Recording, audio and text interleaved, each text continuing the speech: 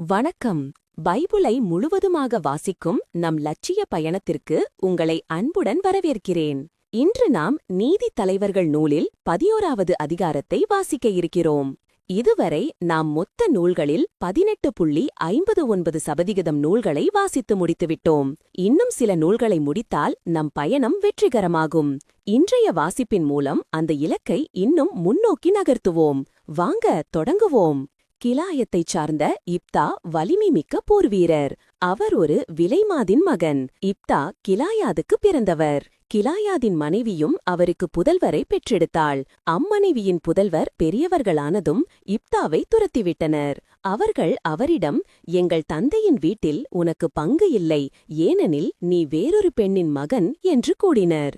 இப்தா தம் சகோதரர்களிடமிருந்து தப்பி ஓடி தோபு நாட்டில் வாழ்ந்து வந்தார். வீணர்கள் இப்தாவுடன் சேர்ந்து கொண்டு அவருடன் திரிந்தனர்.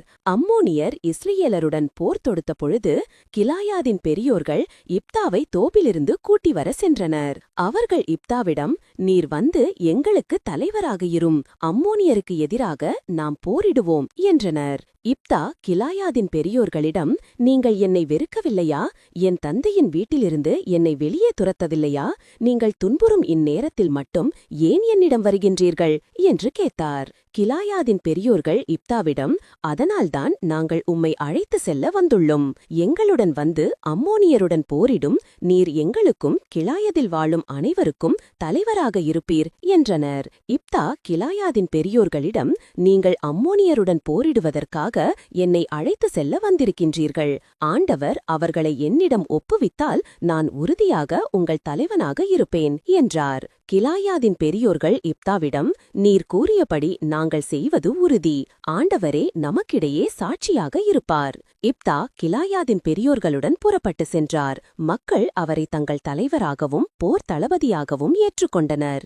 இப்தா மிஸ்பாவில் ஆண்டவர் திருமுன் தம் காரியங்கள் அனைத்தையும் பற்றி கூறினார். இப்தா அம்மோனிய மன்னரிடம் தூதரை அனுப்பி, எனக்கும் உமக்கும் இடையே என்ன வழக்கு?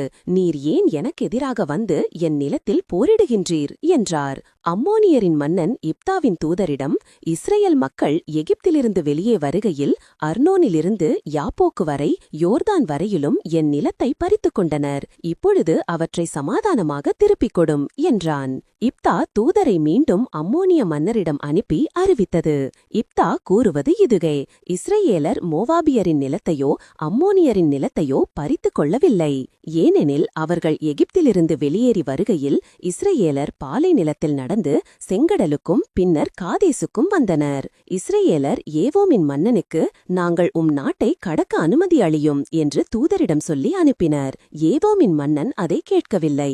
மோவாபு மன்னனிடமும் அனுப்பினர். அவனும் இசையவில்லை.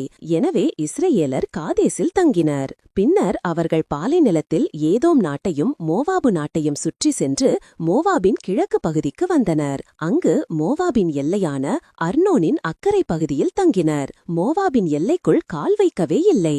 இஸ்ரேலர் எஸ்போனில் ஆட்சி செய்த எமோரிய மன்னன் சீகோனிடம் தூதரை அனுப்பினர். இஸ்ரேலர் அவனிடம், நாட்டை கடந்து எம் இடத்தை அடைய அனுமதி தாரும் என்று வேண்டினர். ஆனால் சீகோன் இஸ்ரேலரை நம்பாததால் அவர்களை தன் எல்லைக்குள் விடாது தன் மக்கள் அனைவரையும் ஒன்று திரட்டி யாகசிவில் பாளையம் இறங்கி இஸ்ரேல் மக்களுடன் போர் புரிந்தான். இஸ்ரேலின் கடவுளாகிய ஆண்டவர் சீகோனையும் அவன் மக்கள் அனைவரையும் இஸ்ரேலரின் கையில் ஒப்புவித்தார். இஸ்ரேலர் எமோரியரை வென்று அவர்கள் வாழ்ந்த அந்த நாட்டை உரிமையாக்கிக் கொண்டனர். அர்னோனிலிருந்து யாப்போக்கு வரை, பாலை நிலத்திலிருந்து யோர்தான் வரை இருந்த எமோரியரின் நாடு முழுவதையும் இஸ்ரேலர் உரிமையாக்கிக் கொண்டனர்.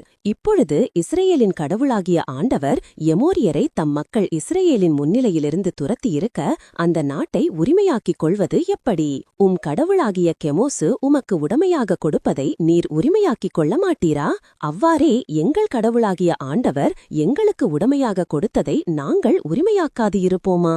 நீர் மோவாபின் மன்னன் சிப்போரின் மகன் பாலாக்கை விட சிறந்தவரா? அவன் இஸ்ரேலருடன் எப்போதாவது வழக்காடினானா அல்லது அவர்களோடு போரிட்டானா? இஸ்ரேலர் எஸ்போனிலும் அதன் சிற்றூர்களிலும் அரோயேரிலும் நகரிலும் அதன் சிற்றூர்களிலும் அர்னோனின் கரைகளிலிருந்த எல்லா நகர்களிலும் 300 ஆண்டுகள் வாழ்ந்திருக்க இவ்வளவு காலமாய் நீர் ஏன் அவற்றை திரும்ப எடுத்துக் கொள்ளவில்லை? நான் உமக்கு தீங்கிழைக்கவில்லை, ஆனால் நீர் எனக்கு எதிராக போர் தொடுத்து தீமை விளைவிக்கின்றீர். நீதி வழங்கும் ஆண்டவர் இஸ்ரேல் மக்களுக்கும் அம்மோனிய மக்களுக்கும் இடையே இன்று நீதி வழங்கட்டும் என்றான். அம்மோனியரின் மன்னன் தனக்கு இப்தா சொல்லி அனுப்பிய வார்த்தைகளை ஏற்கவில்லை. ஆண்டவரின் ஆவி இப்தாவுக்கு அருளப்பட்டது. அவர் கிலாயத்தையும் மனாசையையும் கடந்து கிலாயாதிலிருந்த மிஸ்பாவை கடந்து அங்கிருந்து அம்மோனியரை நெருங்கினார். இப்தா ஆண்டவருக்கு ஒரு நேர்ச்சை செய்தார். நீர் அம்மோனிய மக்களை என் கையில் ஒப்புவித்தால் அவர்களிடமிருந்து நான் வெற்றியோடு திரும்பும் பொழுது யார் என்னை சந்திக்க என் வீட்டு வாயிலிருந்து புறப்பட்டு வருகின்றாரோ அவர் ஆண்டவருக்கு உரியவர். அவரை கொண்டு வந்து எரிபலியாக்குவேன். இப்தா அம்மோனியருடன் போரிட சென்றார். ஆண்டவர் அவர்களை அவர் கையில் ஒப்புவித்தார். இப்தா அரோயேரிலிருந்து மின்னித்து அருகாமை வரை 20 நகர்களையும் ஆபல் கெராமிம் வரை இருந்த பகுதிகளையும் அழித்தார். இஸ்ரேல் முன்னிலையில் அம்மோனியர் அடக்கப்பட்டனர். இப்தாவின் புதல்வி இப்தா மிஸ்பாவிலிருந்து தம் வீடு திரும்பினார். இதோ அவர் மகள் மேலதாளத்துடன் நடனமாடிக்கொண்டு அவரை சந்திக்க புறப்பட்டு வந்தாள். அவள் அவருடைய ஒரே மகள். அவருக்கு வேறு மகனோ மகளோ இல்லை.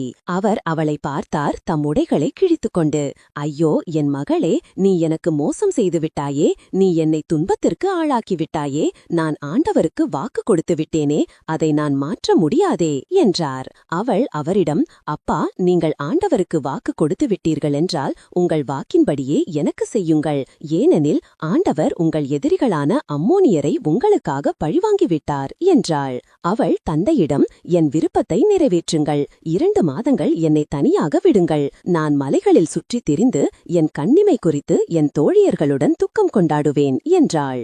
அவர் சென்று வா என்று சொல்லி அவளை 2 மாதங்களுக்கு அனுப்பி வைத்தார். அவள் தன் தோழியர்களுடன் சென்று தன் கண்ணிமை குறித்து மலை மீது துக்கம் கொண்டாடினாள். 2 மாதங்கள் முடிந்த பின் அவள் தன் தந்தையிடம் வந்தாள். அவர் தாம் செய்திருந்த நேர்ச்சையின்படி அவளுக்கு செய்தார். அவள் ஆணுறவு கொள்ளவே இல்லை.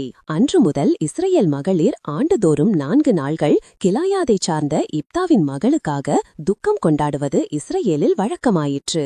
நாம் 1189 அதிகாரங்களில் 222 அதிகாரங்களை நிறைவு செய்துவிட்டோம். இன்னும் சில அதிகாரங்களை வாசித்தால் முழு பைபிளையும் முடித்துவிடுவோம். நாளை அடுத்த அதிகாரத்தை பார்க்க சந்திப்போம். நாள்தோறும் இந்த பயணத்தில் நீங்களும் பங்கேற்றால் பைபிளை முழுமையாக வாசித்து முடிப்போம். இது நம் வாழ்க்கையிலும் ஆன்மாவிலும் பெரிய மாற்றத்தை ஏற்படுத்தும். இந்த பயணம் உங்களுக்கு நம்பிக்கையையும் சமாதானத்தையும் கொடுத்தால் இந்த வீடியோவை லைக் செய்யவும் சப்ஸ்கிரைப் செய்யவும் மறக்க வேண்டாம். பகிர்ந்து மற்றவர்களையும் இந்த பயணத்தில் சேருங்கள். நாளை மறக்காமல் வாருங்கள்.